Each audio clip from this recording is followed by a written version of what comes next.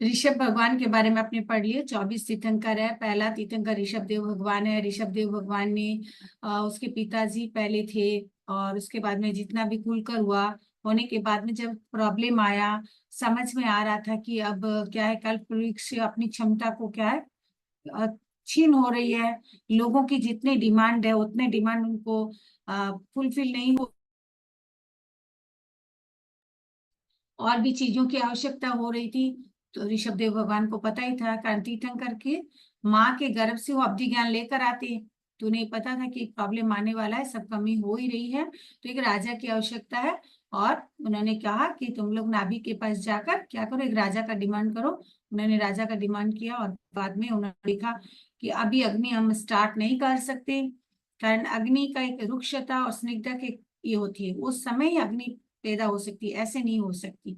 तो जब समय आया, अग्नि हुई, तब कृषि मिश मस्सी सारे उन्होंने 80 कृषि किए, अपने बच्चों को भी, लड़कियों को ऐसे नहीं पीछे रखा। लड़की लड़का जितना भी था सबको शिक्षा दी, और शिक्षा देकर आगे बढ़ाते बढ़ाते सामाजिकता सिखाई। विवाह प्रथा चालू हुआ। लोगों को जब समस्या का समाधान लगभग हो चुका था, तब उन्होंने दीक्षा ली। और उन्होंने दीक्षा लेने के बाद उनके पुत्र को क्या कि दीक्षा लेने के पहले सब पुत्रों को अपनी अपनी संपत्ति तो दे दी, राज्यभार भी अपना अपना दे दी, परंतु बाद में समस्या फिर आई कि भरत चक्रवर्ती बनना चाह रहे थे। मतलब उनका अपने अपनी एक होती है कि चक्रवर्ती का नियम होता है कि सबको अपने अंडर में 6 खंड को करे। तो वैसा किया। फिर भाइयों के साथ के, तो 98 भाई ने दीक्षा ली, बाहुबली ने नहीं। दीक्षा लेने के पहले उन्होंने सोचा कि उनका मन भरा नहीं, और भाइयों के पास जाऊं तो वंदना करना पड़ेगा, बड़ा भाई के पास हमने क्यों उनकी दासत्व स्वीकार करे, उनको ये मन नहीं भाया। तो उन्होंने अपने अकेला दीक्षा लिए, तो फिर भी उनको केवल ज्ञान नहीं हो रहा था अहंकार की वजह से। बहनों ने आए, यहाँ बहनों ने गज से उतरो नहीं कहा, उन्होंने अपनी वैद्य कह रहे कि आपने देखो कि क्या हो रहा है। ऐसे जब उनको कहा, उन्होंने मन में आई भावना आई, और आंखें खोल के देखे, सामने उनकी बहन है। उनका प्रतिबोध, बहनों के प्रतिबोध के द्वारा उनके मन में क्या हुआ, आगे बढ़ा, और उनको भी केवल ज्ञान हुआ। इस प्रकार क्या हुआ, भाई भाई के बीच में उनको केवल ज्ञान होने के पहले भी घटना थी कि भाई वो शॉर्ट में मैंने आपको बता दी, आपस में युद्ध भी हुआ। युद्ध में बाहुबली जीता भी, पर लोग के कहने से कभी ये आप लोग भाई भाई हो, और उनके मन में भी आया कि मैंने दी भाई को हत्या कर दी। तो एक भाव रह जाएगा ना कि वो भाई को हत्या किया, एक भाई भाई को किया। देवता ने भी कहा कि भाई ठीक है, संसार का नियम है। फिर देवता ने भरत चक्रवर्ती को समझाया कि आपने मुष्टि उठा लिए थे, और आपने मुष्टि उठाने के बाद में क्या कि उन्होंने भाई को ये किया ना। और इधर में बाहुबली भी बहुत शक्तिशाली, तो मुष्टि उठाने के बाद भाई के ऊपर देते तो भाई तो दब ही जाता। तो उन्होंने देवता की बात मानते हुए सभी एक कार्य ऐसा हुआ, और अंतिम क्या हुआ, इन्होंने दीक्षा लेकर केवल ज्ञान प्राप्त किया। भरत चक्रवर्ती भी दीक्षित बाद में होंगे, किंतु राज्य का कुछ समय तक उन्होंने राज्य संभाला। फिर उनमें आसक्ति की भाव नहीं था। फिर एक व्यक्ति के मन में उनकी भावना आई कि इतना बड़ा राज्य है, उनके पास वो आसक्ति है, तो उन्होंने व्यक्ति की परीक्षा भी ली। और परीक्षा में क्या हुआ, उन्होंने एक कटोरा हाथ में दिया, तो बोले आपको नहीं दिख रहा है, तो बोले ना, आपके एक बार मृत्यु में आप इतना भयभीत हो कि आसपास की चीज नहीं दिख रहा है आपको, तो आप सोचिए कि संसार में कितने जन्म मरण से मैं मुक्त होना चाहता हूँ, मेरी आसक्ति कैसी रह सकती है। फिर उन्हें विश्वास हो गया, और जब वो अंगूठी पहन रहे थे, खोल रहे थे, शीश महल में बैठे हुए थे, और देख रहे हैं मेरी अंगुली सुंदर नहीं लग रहा है, मेरे अंगूठी के कारण सुंदर लग रहा है, इस प्रकार की भावना आती है। इसको कहते हैं अपने अनुप्रेक्षा। जो भावना अनुप्रेक्षा आती है, कहीं कहीं 12 भावना की बात, कहीं कहीं 16 भावना की बात भी आती है। इनके लिए अनित्य भावना की बात आती है। संसार की आसक्ति की भावना से उन्होंने लिया, तो उनके मन में वो आसक्ति नहीं रही। फिर भी लोगों को विश्वास को भी उन्होंने अपने समझा के उनको समझाया, और धीरे धीरे उनको अनाशक्ति की भावना, इनके लिए अनाशक्ति की भावना है, अनाशक्ति की भावना उन्होंने मन मन में थे, और उनके कारण उनको केवल ज्ञान भी हुआ। इस संसार में कोई भी चीज जो है, वो चीज क्या है, अनाशक्ति से आदमी जी सकते, आसक्ति जब तक रहेगा तब तक हम मोक्ष नहीं जा सकते। तो उनके लिए अनाशक्ति की भावना भाते भाते उनको केवल ज्ञान हुआ। किसी की मान्यता उन्होंने दीक्षा ली, किसी की मान्यता दीक्षा नहीं ली, पर अपने हिसाब से भाव दीक्षा तो होना ही पड़ेगा। भाव दीक्षा मतलब 6ठे गुणस्थान हो तो दीक्षित हो जाए, और केवल ज्ञान है तो इसका मतलब क्या हुआ, 13वां गुणस्थान 14वां गुणस्थान आएगा, उसके बाद ही मोक्ष जाएगा। तो इनको क्या हुआ, भाव दीक्षा तो आई। और मारू देवी माता का भी अपनी मान्यता भाव दीक्षा, यदि भाव दीक्षा को लोग नहीं भी माने कि उन्होंने दीक्षा नहीं ली, कोई ने माना कोई नहीं माना, पर भाव दीक्षा यदि नहीं मानते तो संभव ही नहीं है केवल ज्ञान होना, कारण केवली को भी अपने 5वें पद में लेते हैं, तो इस हिसाब से उनकी भाव दीक्षा हुई। उन्होंने अपने आगे बढ़े, श्रेणी लिए और श्रेणी लेकर 13वां 14वां गुण स्थान में आकर उन्होंने केवल ज्ञान प्राप्त करके भरत चक्रवर्ती भी मोक्ष गए। इस प्रकार अपने ऋषभ देव भगवान के बारे में पढ़ा। अब आते हैं अपने पार्श्वनाथ भगवान के बारे में। मोटा मोटी अपने को तीर्थंकरों में ऋषभ भगवान, पार्श्वनाथ और भगवान महावीर के बारे में बहुत कुछ मिलता है। अरिष्टनेमी के बारे में भी कुछ कुछ मिलता है। तो 4 तीर्थंकर के बारे में अपने को बहुत कुछ मिल जाता है, लगभग मिल जाता है, और बाकी तीर्थंकरों के बारे में इतना कुछ ज्यादा नहीं है। तो इसीलिए ऐतिहासिक और अऐतिहासिक अपने बात भी पढ़े थे, मतलब कहीं कहीं प्राग ऐतिहासिक शब्द का प्रयोग हो जाता है। ऐतिहासिक जो हमारे सामने इतिहास नहीं है वो प्राग ऐतिहासिक, जो हमारे सामने इतिहास है उसको अपने कहने ऐतिहासिक। इस प्रकार की बातें का उल्लेख रहता है। अब आगे चल के तीर्थंकर में 23वां तीर्थंकर जो है पार्श्वनाथ भगवान की कहानी आ रही है। हमारी बुक्स में पेज नंबर 19 है, आप लोग एक बार खोल लो। तीर्थंकर में पहला शब्द क्या लिया, पार्श्वनाथ भगवान के लिए भी ऐतिहासिक शब्द लिया, कारण इनकी जानकारी भी अपने को इतिहास में मिलता है, इसीलिए इनको ऐतिहासिक पुरुष कहा गया। भगवान महावीर के बाद उनको 250 साल बाद पहले हुआ। तीर्थंकर कौन सा, भगवान महावीर के पहले पार्श्वनाथ हुआ। कितने साल बोले, तीर्थ प्रवर्तन भगवान महावीर से 250 साल पहले इनकी मान्यता है कि अपने मान्यता है कि 250 साल पहले भगवान पार्श्वनाथ का ये हुआ था, तीर्थ स्थापना हुआ था। भगवान महावीर से कुछ कुछ बातें जो मुझे लाइन से क्यों बता रही हूँ कि आपको बाद में जरूरत पड़ेगी। भगवान महावीर के समय तक उनकी परंपरा अविच्छिन्न थी। भगवान महावीर हो गए, होने के बाद भी उनकी परंपरा चल रही है। अब ऐसे मन में आएगा कि एक तीर्थंकर थे, वो मोक्ष चले गए, निर्माण हो गए, तो हम नेक्स्ट तीर्थंकर की परंपरा चल रही है, ऑलरेडी चल रही, तो फिर आगे के तीर्थंकर की बात उन तीर्थंकर में क्यों ले। ऐसा होता है कि जैसे भगवान महावीर अभी नहीं रहे, अपने पास नहीं हो तो मोक्ष चले गए, पर आज भी अपने बर्तारा किसको कहते हैं, भगवान महावीर का बर्तारा। मतलब कुछ समय तक एक चीज का प्रभाव आगे भी चलता है, आगे भी चलता रहता है। वैसे ही पार्श्वनाथ भगवान क्या हुआ, मोक्ष चले गए, पर भगवान महावीर वर्तमान रह गए और काम हो रहा है, चल रहा है, फिर भी उनकी अविच्छिन्न रूप में परंपरा चल रही है। कारण कुछ कुछ लोग उस समय भी थे, जैसे पहला तीर्थंकर अंतिम तीर्थंकर में 5 महाव्रत होते हैं, बीच के तीर्थंकर के लिए 4 महाव्रत होते हैं। तो कुछ कुछ व्यक्ति उस समय भी, भगवान महावीर के समय भी 4 व्रतों का पालन कर रहे थे, कारण जो पार्श्वनाथ के अनुयायी थे उनके थे। फिर भगवान ने उनको बताकर फिर 5 महाव्रत का चालू हुआ। तो ये 4 महाव्रत की बात, फिर कुछ ने ड्रेस जो पहनते थे, कलरिंग ड्रेस भी पहन रहे थे, तो ये कुछ कुछ परंपरा उनकी चल रही थी। भगवान महावीर के माता पिता भी जो थे वो भी पार्श्वनाथ के अनुयायी थे, और उस समय कुछ मुनि भी थे। भगवान तो मोक्ष चले गए, इसका मतलब तो ये नहीं उनके सब साधु ही मोक्ष चला गया, ऐसा तो नहीं, उनके कुछ साधु भी तो रह सकते। तो उनकी परंपरा तो अभी तक क्या होगी, अविच्छिन्न रूप में रही। इसी प्रकार इस लाइन का यहाँ प्रयोग किया गया है।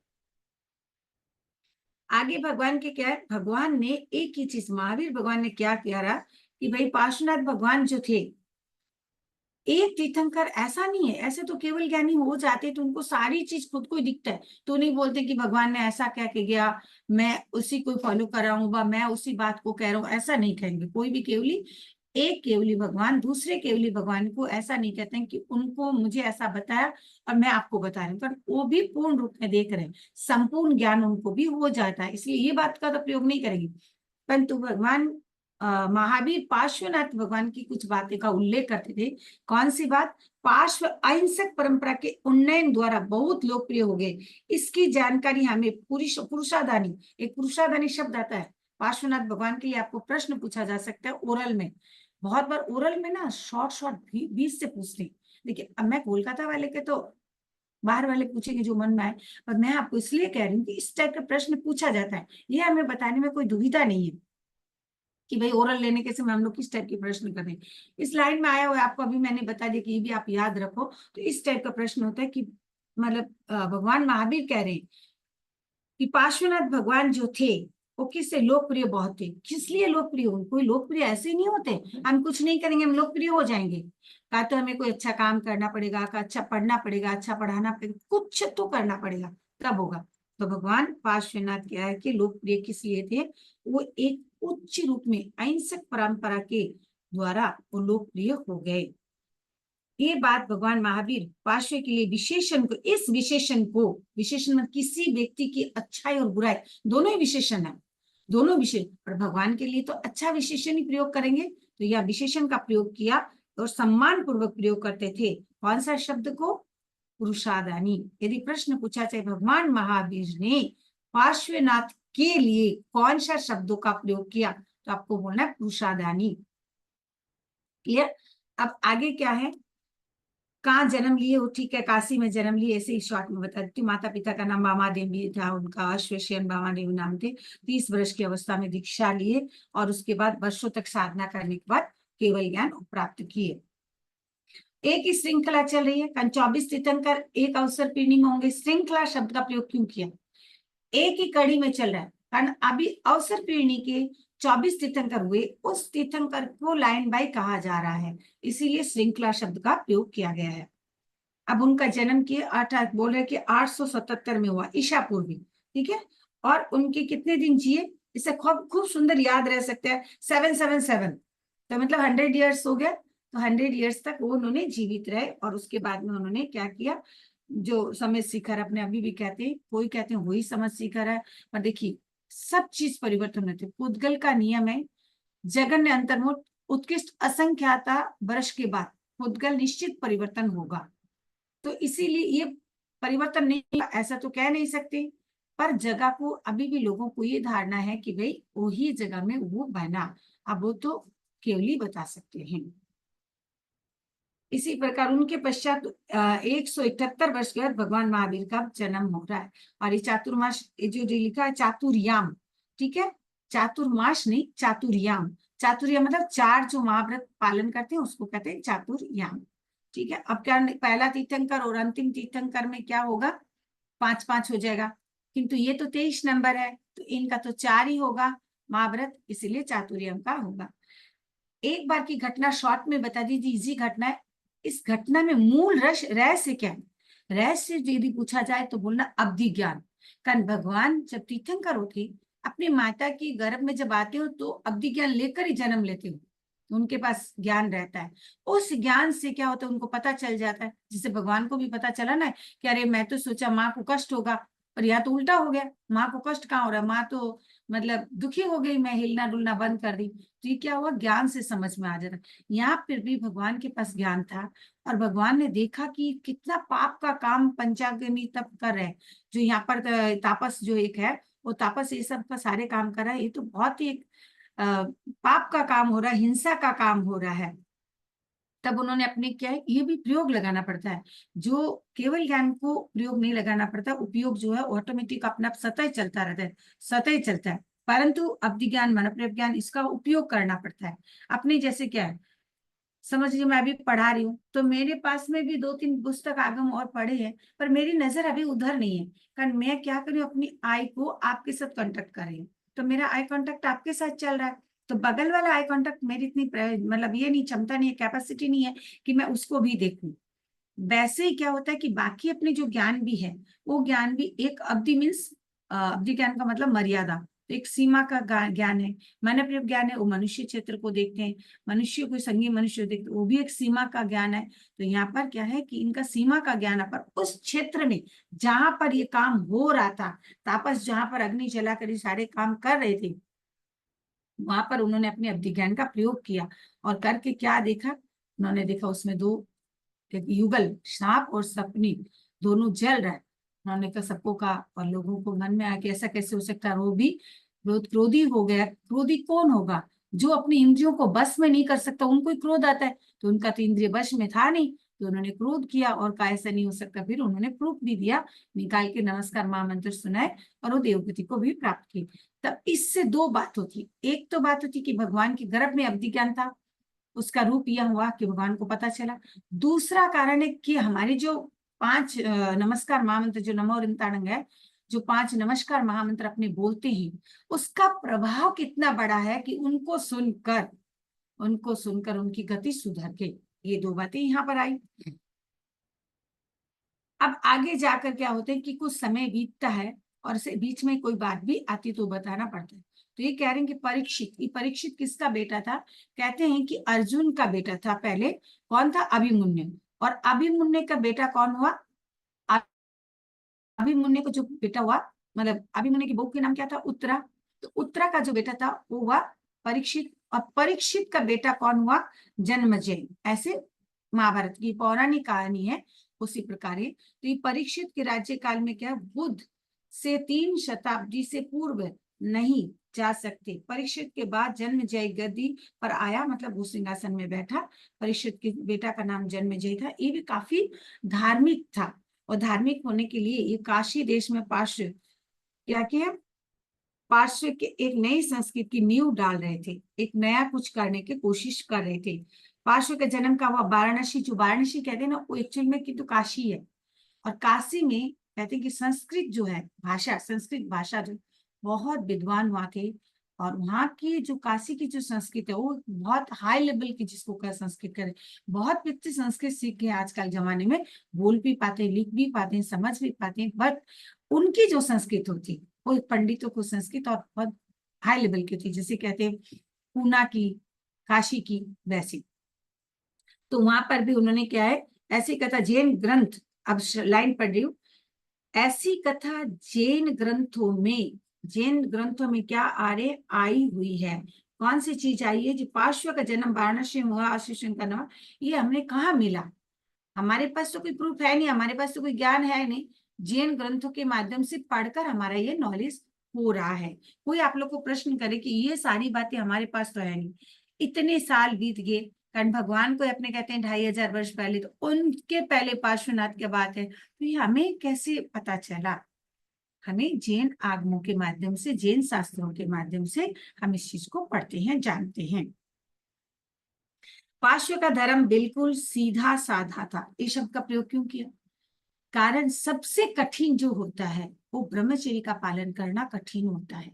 क्यों कठिन होता है? कि इस इंद्रियों को बस में करना बहुत कम होती है। अपने कहते हैं साधु संत को क्या है, भोजन बोलते, साधु संत क्या है कि दीक्षा ले लिया तो कोई भोजन ले लेते। कभी कहना मत बहनों कि भोजन लेने आए, ये ले लिया, वो ले लिया, अरे वो ये ले ली, वो ले ली। सबसे बड़ी बात है चौबियर करते।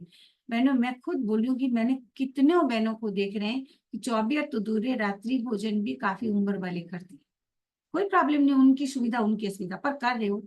साधु चौबियर करते हैं, अपने नीचे उतरते हैं, गाड़ी खड़ी है, गाड़ी से जा रहे हैं। वो पैदल चलते हैं कितने किलोमीटर? 2।